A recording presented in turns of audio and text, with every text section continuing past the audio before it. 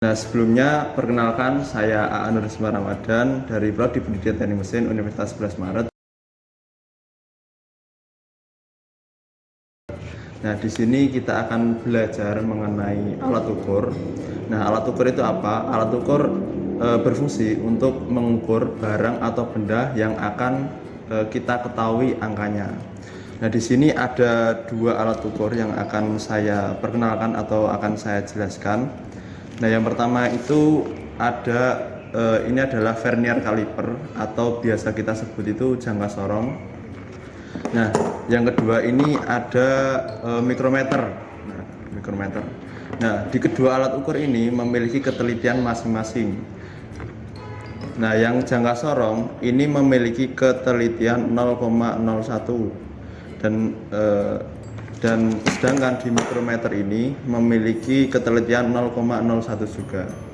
Dengan range pengukuran itu di 25 mm sampai 50 mm. Nah, teman-teman semua, selanjutnya kita akan belajar atau kita akan menjelaskan tentang komponen-komponen di alat ukur. Yang pertama itu di jangka sorong. Komponennya apa aja sih komponen di jangka sorong ini? Nah, yang pertama, dua komponen utama di jangka sorong itu ada rahang geser. Nah, ini atau biasa sebut itu skala nonius, dan rahang tetap atau skala utama. Nah, di sini ada angkanya. Ya, rahang geser itu di bawah nama itu angka atau skala nonius, dan yang tetap itu adalah skala utama. Nah, komponen selanjutnya itu ada di sini, itu rahang atas. Ini berfungsi untuk mengetahui diameter dalam suatu benda. Contohnya itu seperti tabung, kita pengen ngerti diameter dalamnya berapa. Nah, kita paskan di sini. Set. Nah, seperti ini. Nah, yang kedua, terus di sini itu ada rahang bawah. Rahang bawah ini bisa untuk mengukur ketebalan suatu benda, bisa untuk mengukur panjang suatu benda. Nah, yang selanjutnya di sini ada jarum yang berguna untuk mengukur kedalaman suatu benda. Dan selanjutnya itu ada pengunci. Nah, di sini digunakan untuk mengunci si rahang geser ini agar tidak bergerak saat kita pengen mengetahui pengukurannya angkanya. Nah, seperti itu. Nah, selanjutnya saya akan menunjukkan bagaimana cara penggunaan dari jangka sorong ini. Nah, kita coba di benda ini bentuknya tabung. Kita pengen tahu seberapa tebalnya benda ini menggunakan jangka sorong. Nah, bagaimana sih caranya? Nah, langsung aja kita menggunakan rahang bawah karena ini bukan diameter. Jadi rahang bawah itu langsung kita pepetkan. Nah, setelah kita yakin dipepet, nah ini terus kita kunci. Jangan lupa dikunci. Nah, ketika sudah, kita langsung baca. Kita cabut dulu. Kita baca pengukurannya ini nah, cara pengukurannya ini kita harus tahu. Kita lihat di skala nonius di nolnya itu stripnya itu mengarah ke angka berapa. Nah, di sini itu skala nonius nolnya itu di antara 26 sampai 27 di skala utama. Nah, terus di skala nonius kita cari strip yang sama atau sejajar dengan skala utama. Nah, di sini itu yang sejajar itu di 8. Nah, skala nonius itu yang sejajar dengan skala utama itu di 8. Nah, jadi bacanya itu 26,8 mm. Jadi ketebalan ini 26,8 mm. Nah, seperti itu. Oke, teman-teman, selanjutnya kita lanjut di pengukuran alat ukur yang kedua. Nah, ini berfungsi untuk mengukur ketebalan suatu benda. Nah, jadi alat ukur ini namanya mikrometer untuk mengukur ketebalan suatu benda. Nah, di sini mikrometer ini memiliki ketelitian 0,01 dengan range ketebalan bisa mengukurnya itu di antara 25 sampai 50 mm. Nah, jadi kegunaan mikrometer yang ini itu hanya bisa mengukur ketebalan itu di atas 25 dan di bawah 50 mm. Nah, seperti itu. Nah, bagian-bagian mikrometer itu kurang lebih sama juga dengan vernier caliper. Itu ada rahang ada renggang tetap dan juga yang geser atau skala utama dan skala nonius. Nah, yang mana atau skala utama dan skala nonius? Skala utama itu yang nggak bisa diputar, jadi yang ini. Nah, ini skala utama yang nggak bisa diputar, dan ini skala nonius yang bisa diputar. Nah, seperti skala nonius. Nah, ini itu penguncinya. Nah, ini penguncinya. Ya, seperti itu. Nah, fungsinya untuk apa? Fungsinya untuk mengukur ketebalan tadi.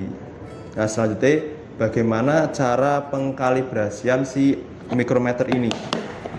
Nah, saya contohkan, saya kenalkan dulu. Ini untuk sebagai kalibrasi ada dua. Ini namanya cak. Nah, cak ini untuk penyetelan. Terus ini namanya timbel atau biasanya itu tabung untuk kalibrasi di 25 mm. Nah, saya contohkan untuk pengkalibrasian. Jadi kita pipetkan dulu. Kita pentokkan.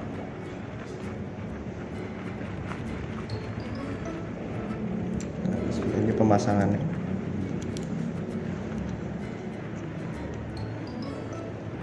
Nah, sampai mentok. Nah, sampai mentok ini. Nah, terus kita kunci. Nah, pas posisi ini belum angka 0 ini belum sejajar dengan strip yang tengah. Ini ada strip tengah di skala utama. Jadi angka 0 skala nonius itu harus sejajar dengan strip skala utama. Nah, caranya gimana menjajarkan? Ini kurang ke atas. Nah, kurang ke atas. Jadi kita ke atas, oke. Nah, seperti ini. Nah, kita masuk ke lubang. Ke lubang terus kita geser. Oke. Nah, sampai pas strip.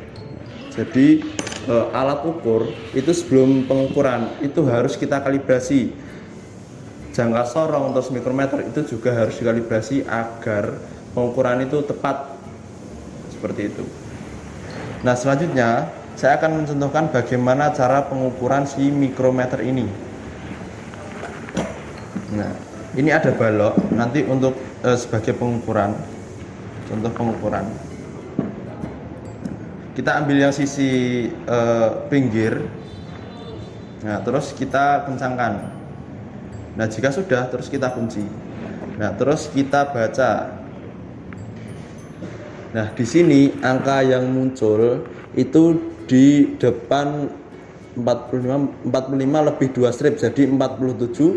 Terus kita cari skala nonius yang sama. Ini yang sama itu di angka 23. Jadi bisa disimpulkan skala utama dan skala nonius itu bisa dijumlahkan jadi 47 ditambah 23. Jadi jumlahnya itu 47,23 untuk ketebalan si balok ini. Ini saya tunjukkan. Nah, seperti ini. Itu berarti tebal balok itu di 47,23.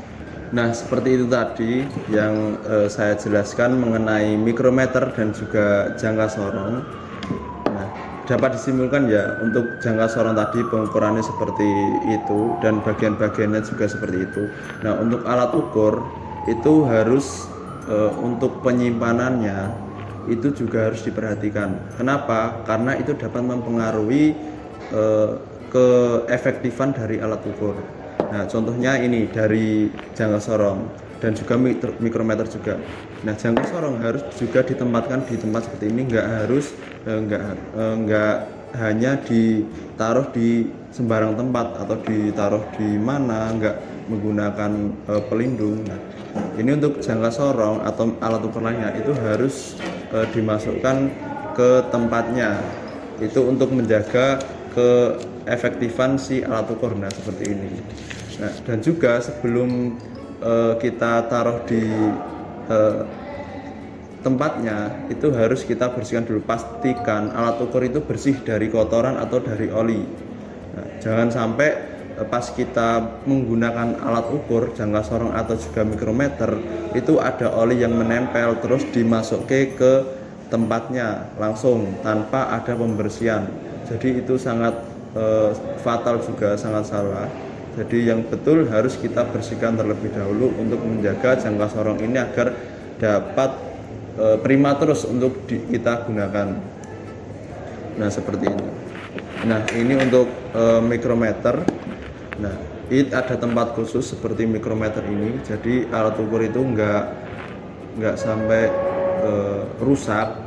Jadi setiap selesai penggunaan, apalagi ini bahan untuk tempatnya itu busa, jika kena oli itu maka akan mempengaruhi juga tempat dan juga alat ukurnya. Nah, jadi seperti ini. Nah, mungkin itu pengertian dari saya. Semoga bermanfaat dari pengukuran, pengkalibrasian sampai penempatan. Itu semoga dapat bermanfaat bagi teman-teman semua. Terima kasih yang telah mendukung video ini. Sekian dari saya. Wassalamualaikum warahmatullahi wabarakatuh.